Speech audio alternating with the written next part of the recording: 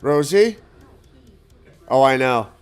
He just came up here on me, but he was like trying to drink my coffee and stuff.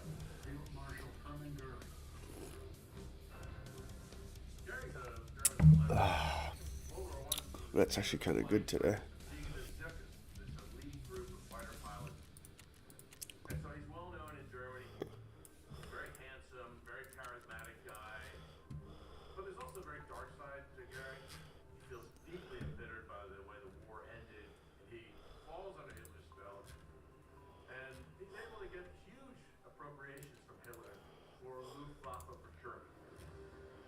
Goering's elite pilots are young and have spent thousands of hours in training. From the cockpits of heavy bombers, they drop explosives. But it's the precision dive bombers that wreak the most terror. Sturzkampfflugzeug, the Stuka as it's usually abbreviated. You know, it's not a particularly swift craft, but they dive at an almost 90-degree angle and literally drop a bomb in your lap. And there's even a bit of war here as well. As they're coming down at you, there's a siren screaming. In Poland, there are pilots flying at low altitude who can see women and children fleeing the roads who actually target them deliberately. Perfectly done.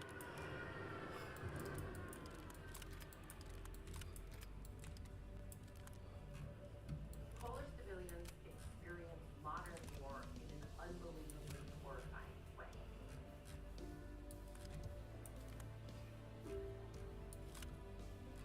They see people killed, they see bodies all around them.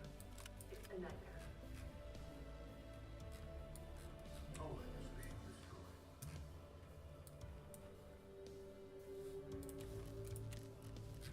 And it's not clear when, or even if, Britain and France can send forces.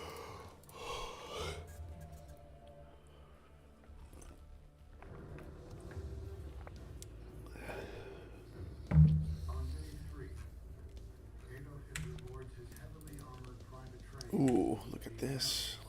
Look at this. He named it after his admiration for the way America settled a vast continent. Now, traveling towards Poland, he looks out on the territory he needs to conquer. Land stretching deep into Eastern Europe, Lebensraum, living space for his new German empire. This is his and Germany's destiny. The Germans. We're talking about a 1,000-year Reich. Its borders would stretch from the Atlantic on the left, Scandinavia in the north, and the Mediterranean in the south. Poland and the lands to the east play a special role in Hitler's foreign policy plan. There are wide open spaces, farmland as far as the eye could see.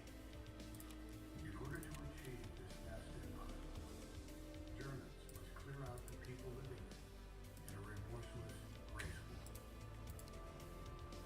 Adolf Hitler's whole worldview is based on kind of neo-Darwinism, in which every single act is a biological struggle, warfare between different races. He believes that the Aryan race, the Germans, is the superior race on the planet that's destined to rule Europe and indeed the world. Until now, Hitler's main target has been Germany's Jewish population. Under his orders, they lost their status as citizens, had their wealth and property seized, and many were forced into exile. Hitler believes that humanity is locked in this existential battle between Aryans, as he describes them, and Jews. And Jews are supposedly responsible for all the societies and the world's ills. So who is responsible for the German loss in World War I? Jewish people. Who is responsible for economic inequality? Jewish people. They control media, newspapers, all the businesses. The reason you were poor is because they are hoarding money. What the Nazis seek to do at this stage is to make life so unpleasant, so difficult for Jewish people within the Reich that they want to Hitler also The Jews have been getting a bad rap for a while. including Yeah, history. Yeah, they've been really pretty unpopular. Poor guys. Poor guys. That's a good way to put it. The poor guys. He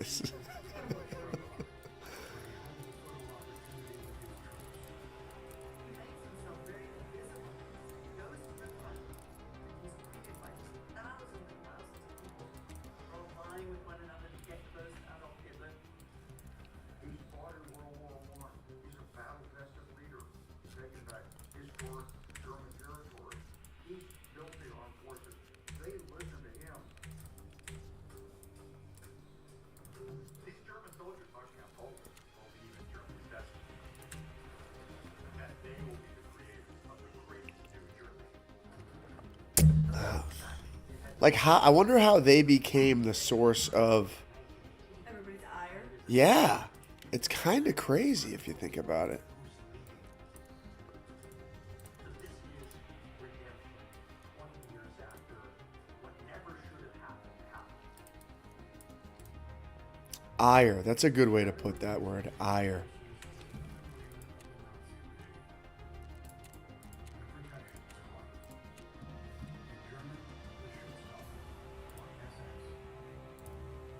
They were Hitler's personal bodyguards as he rose to power.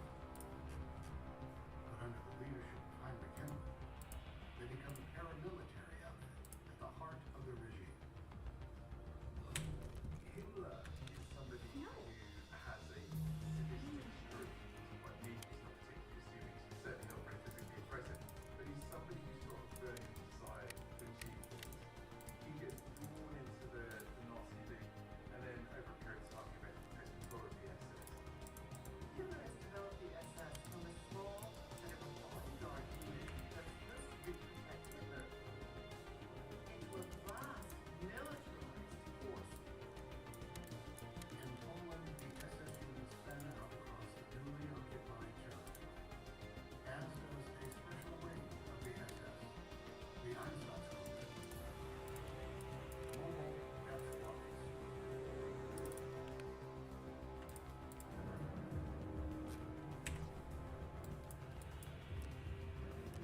In September 1939, during the invasion of Poland, the Nazi Einsatzgruppen are under orders to neutralize any opposition. Allie, you ever go so long without playing a video game that you like forget how to do it? Yeah, all the time. And other areas of Poland kill civilians. That's their only job. Professors, landowners, politicians, newspaper editors, these sorts of people, they were targeted and killed because these were the people who were identified as possibly leading some sort of resistance against the German forces. And this is something that the Poles could not have known yet on those first days of the invasion. That this wasn't just going to be a military invasion, but this was also going to be a war of annihilation. Characters heavily wounded. Okay. For Hitler, this is a chance not just to destroy Poland, but to clear to crush the Polish people who are Slavs. And Slavs in the Nazi ideology are, to mention, underhuman. But it's more than that, there are also Jews in Poland. For centuries, Poland has been home to millions of Europe's Jews who fled there to avoid religious persecution.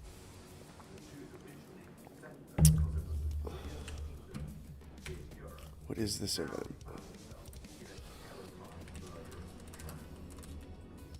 The SS dragged Orthodox Jewish men out into the streets and they desecrated their clothes and their hair. They smashed down synagogues. They are seeking to amplify the terror that they sort of developed in the life towards Jews within Poland. These acts of brutality escalated into public execution. In the town of Konskiye on September 12th, German troops ordered local Jews to the town. Hi guys, this is Pestillion. Welcome to the Escape for Tackle video. Today, the Icebreaker event is out and patch 0, sorry, 1.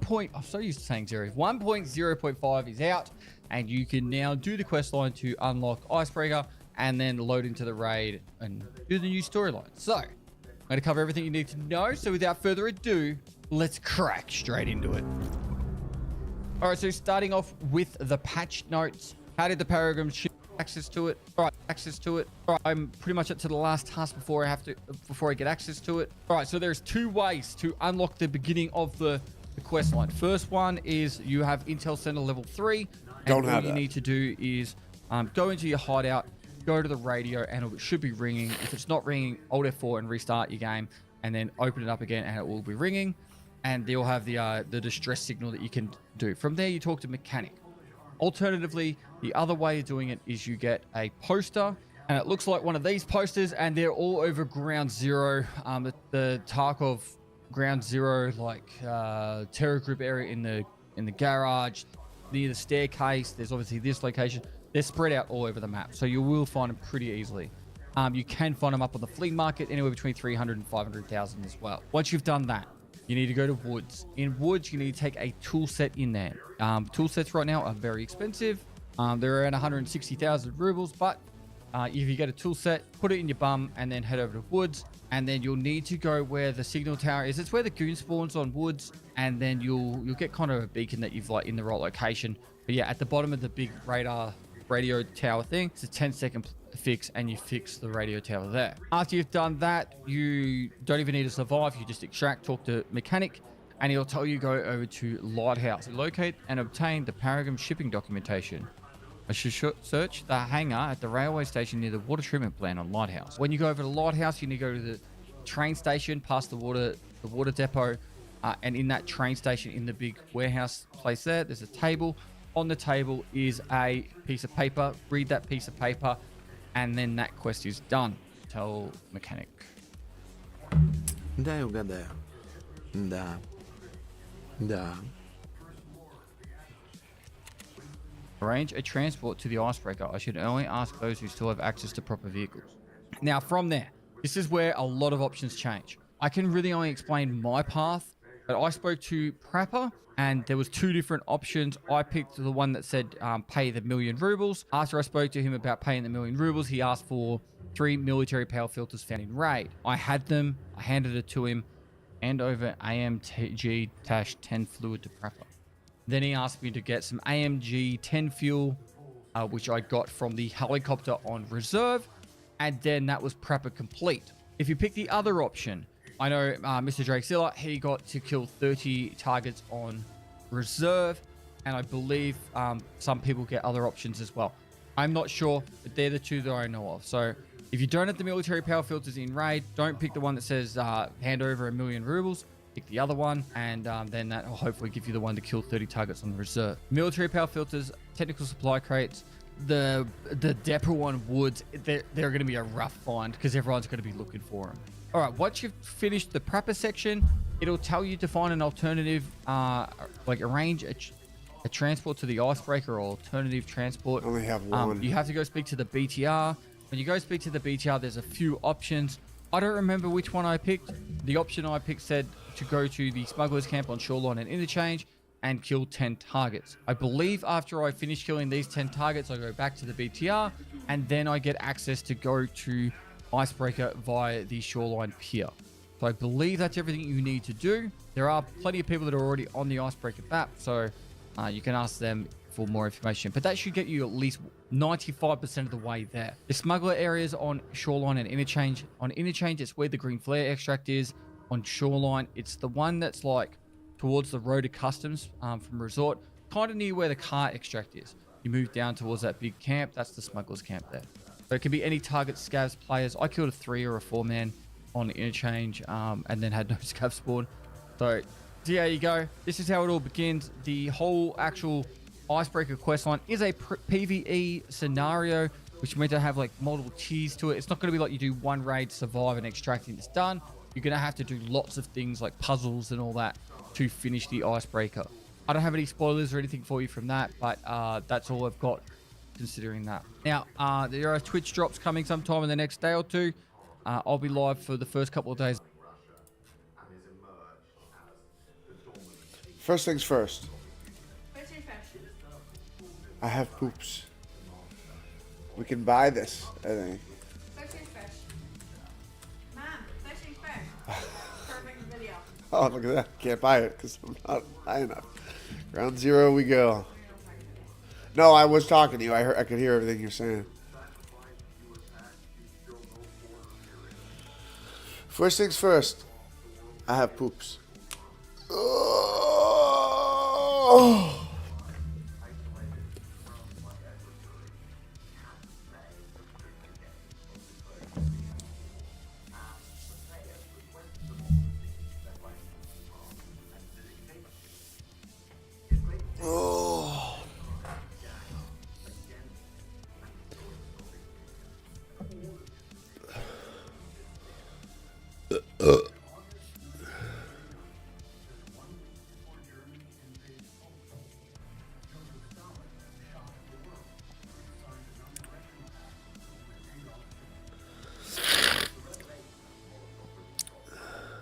In the Western capitals, it changes everything. It's a complete shock. For the last sort of 5 years, the two dictatorships, Nazi Germany and Stalinist Russia, had been pouring excrement over each other in the media. They had been calling each other every name under the sun, and for each, the other was the quintessential enemy of everything they believed. And now suddenly, there's Lisa Ann. No way. This is 9 to 6 tomorrow? in August 1939. By signing a pact with Hitler, Stalin helps to ensure that the Second World War will break out. In fact, Oh no, 9 to 5. truly a certainty that such a war will Oh man. The pact promises a decade of non-aggression between the two regimes. But there's another secret protocol, which carves up Eastern Europe, sharing the land between them. First up is Poland. Allie, I don't think you can go to Martha's Vineyard because Ellis has his jamboree. Or the Soviets wanted Alright, so where do I gotta go? Born? Poland had historically been a province of the Russian Empire. The Soviets want that back. As a buffer against the stronger Germany that's emerging. Territory favored the Soviets, who got more territory than the Germans. Yeah, you're gonna be. So actually, this Okay, so I'm gonna order tickets for. Oh, I don't even need to order tickets then if it's just Stella and I Yeah, going. I think, like, that's gonna be, oh my god, this weekend's gonna be a lot. The Red Army pours into Poland's eastern provinces. They, too, carry orders to eradicate Polish leaders and culture. when the Red Army they are accompanied inevitably by the secret PCA KGB, and they arrest all reasons. Writers, diplomats, And I have to miss lacrosse practice tomorrow. I feel bad for doing this to Tiffany. It's fucking bad. I know. I'm kind of over it, to be honest. 30,000 are stowed in camps near The jamborees are pretty fun for Ellis though usually. And at least this one's close. Where was the last one? Falmouth? Last year's? I think Yeah, it was. On September At Falmouth High School. 1939, in the town of Brest-Litovsk, Nazi and Soviet generals gathered to watch a parade of both armies. There was this free mingling of German and Soviet forces. The two sides are sort of mixing, sharing cigarettes, sharing anecdotes, and they even develop almost a slang between them. Germansky, Bolsheviki, together strong. If you're a Polish person, to see I gotta find a poster.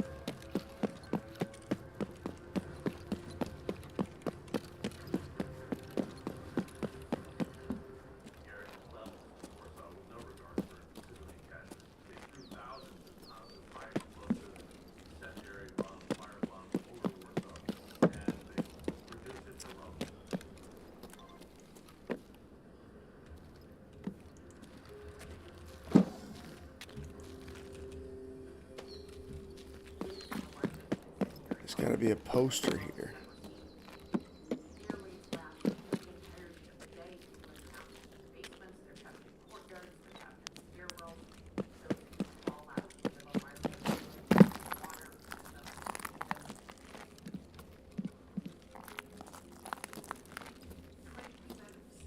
destroyed in one way or another, and about 18,000 people are injured or killed in this bombardment.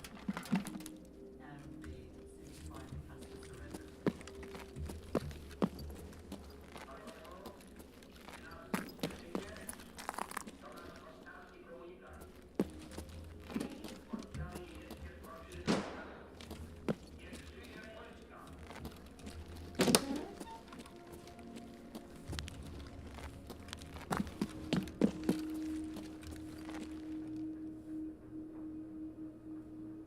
What about command? They just left us.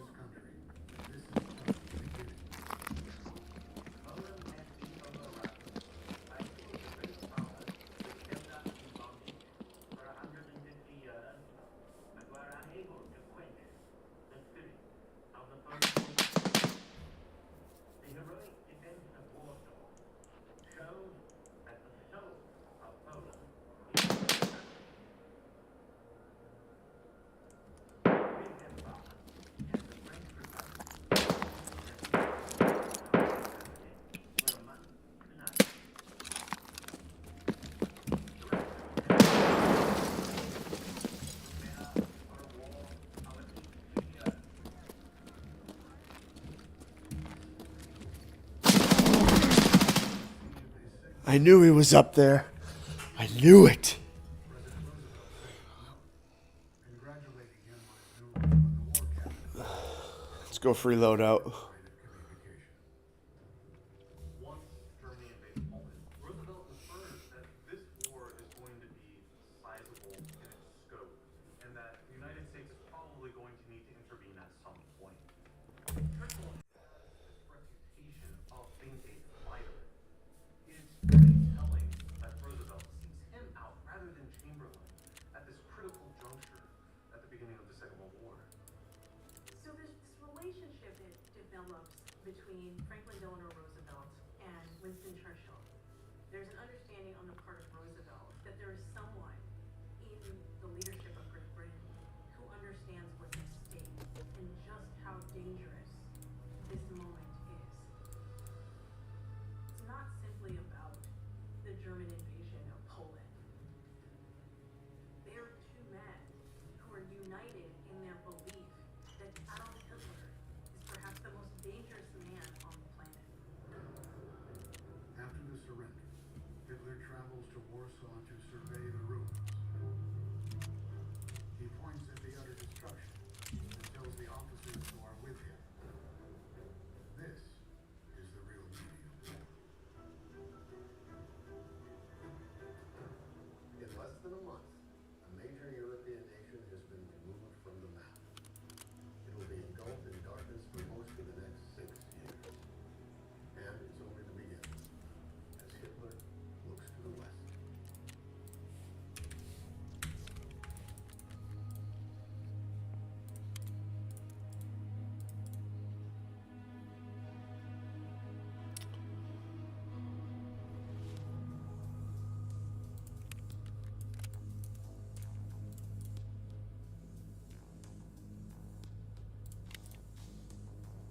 The nation of Poland no longer exists, and that enables Adolf Hitler to attack the West.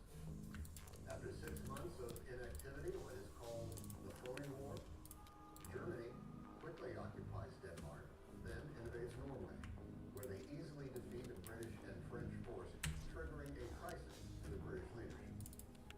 Now the question is, where Where did that just go? Wehrmacht next, and who will be able to stop it?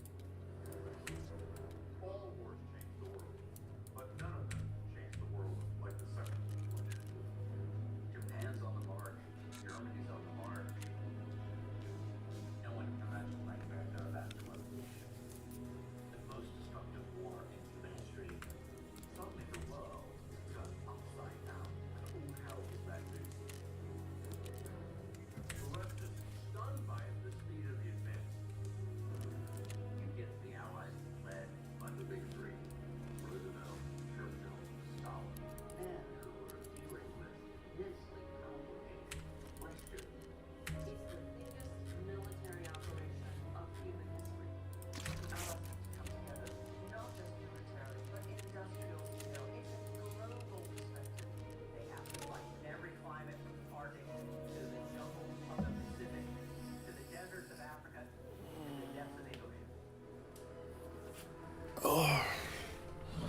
right, last one.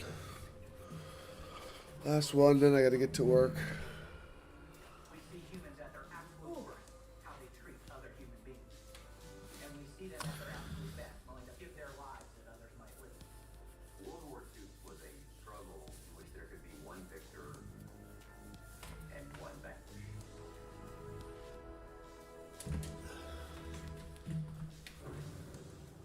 Rosebone. Couple cuts, fresh mow, clean up, dump.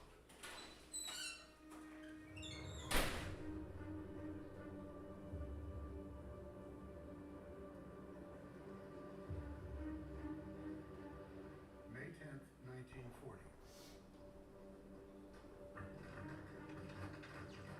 German forces sweep through the Netherlands and Belgium,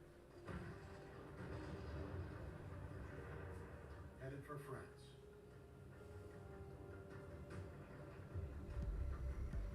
This will be the third time that Germany has invaded France in 70 years. Because of this history, the French have constructed a 280-mile system of forts, known as the Maginot Line. The idea is to have a number of different fortifications and infrastructures, weapons, underground tunnels. You have extensive batteries that can house entire battalions. There are even electric railroads underground to funnel soldiers from blockhouse to blockhouse.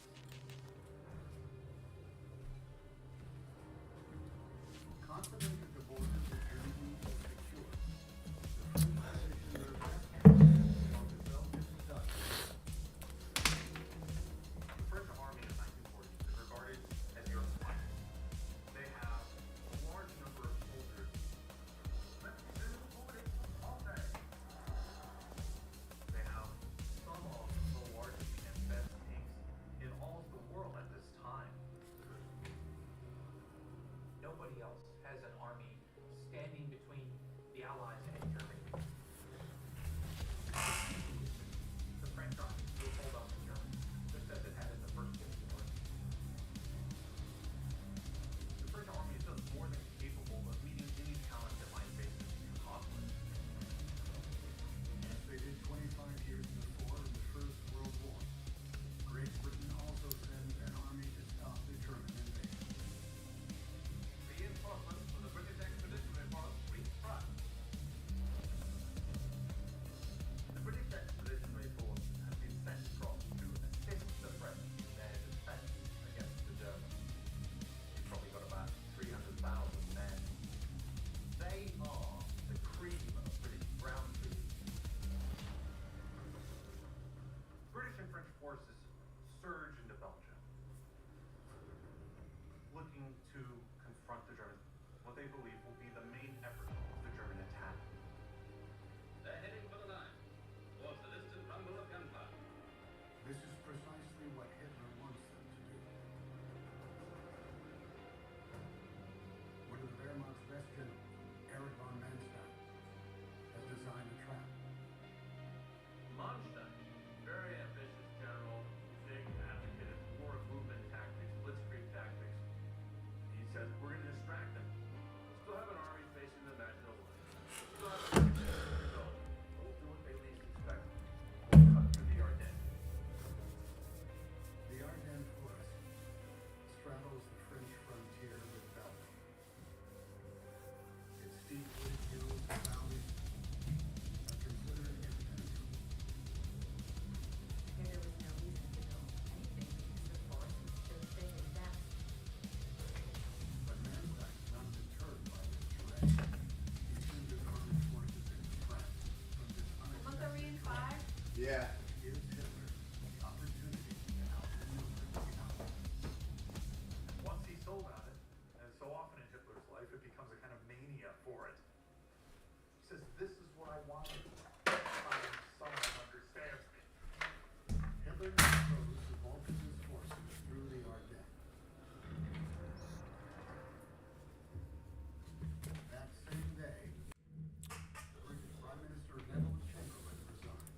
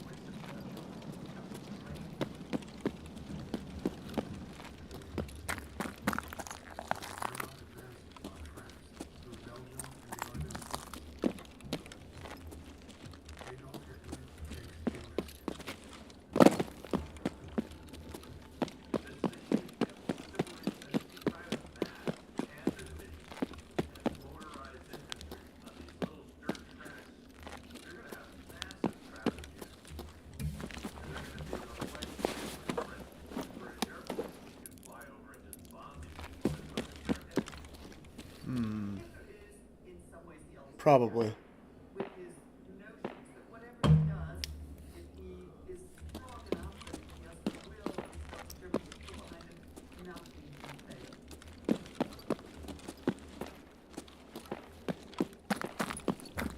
3 days after German tank divisions entered the Ardennes, the French remain unaware. The French are not expecting a major German assault. So the French troops along the front are old men in service who've been called back to the colors.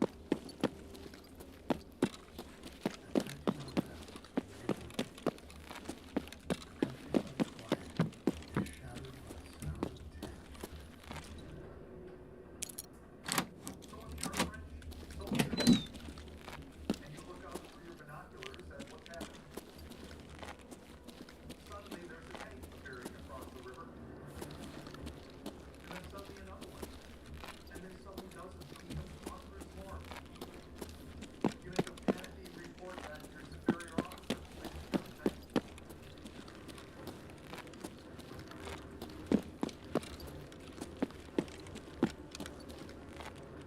German pioneer units throw bridges across the river.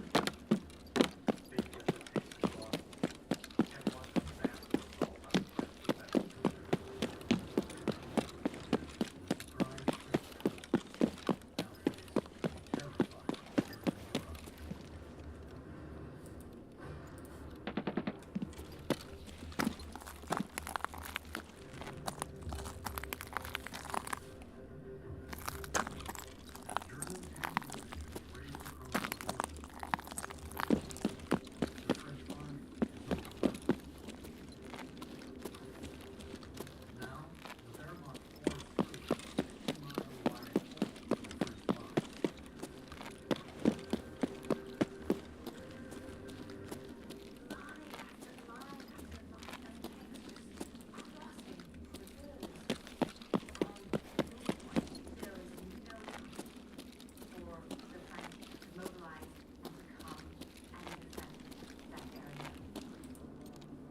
One German commander, Erwin Rommel, is particularly aggressive.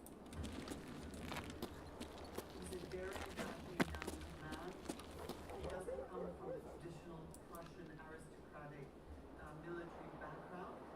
He's very aware of doing smash and grab type actions, which he didn't notice. Hitler's been very impressed by it. When he crosses the Meuse,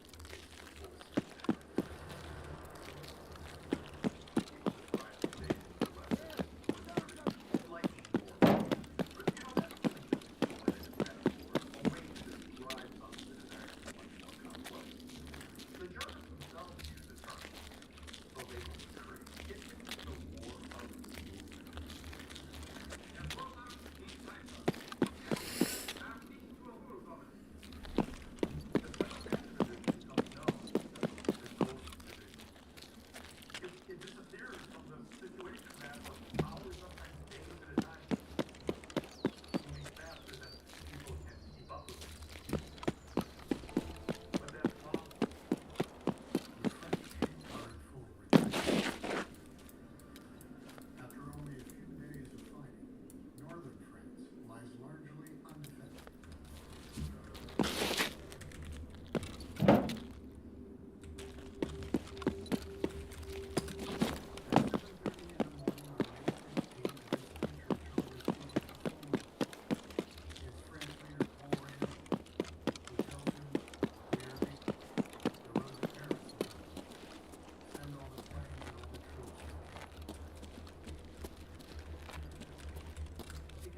Mission complete. Mission complete. Rising and out of left field, this German breakthrough is. The French army has stayed diligently in the trenches for 4 years in the First World War, crumbling in a matter of days. Churchill immediately flies to France. Churchill takes a tremendous risk by going over to France. There's a battle ongoing, there's a danger he's going to be shot down at any moment by hostile German fighters.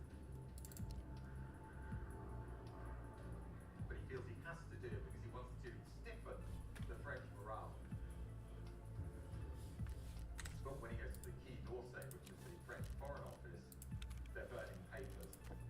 The scene in Paris is absolute chaos. The French government is trying to figure out what they have to do in the face of this military defeat. Churchill calls the French lily-livered. He says they don't have the requisite state of mind to hold back the Germans. But what happened has nothing to do with fighting qualities or one side being more valiant than the other.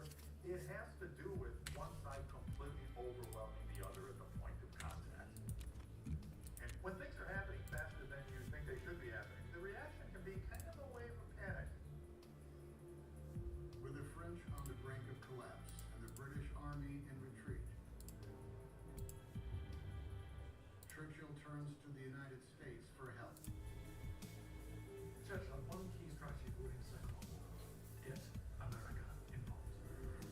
He dictates a telegram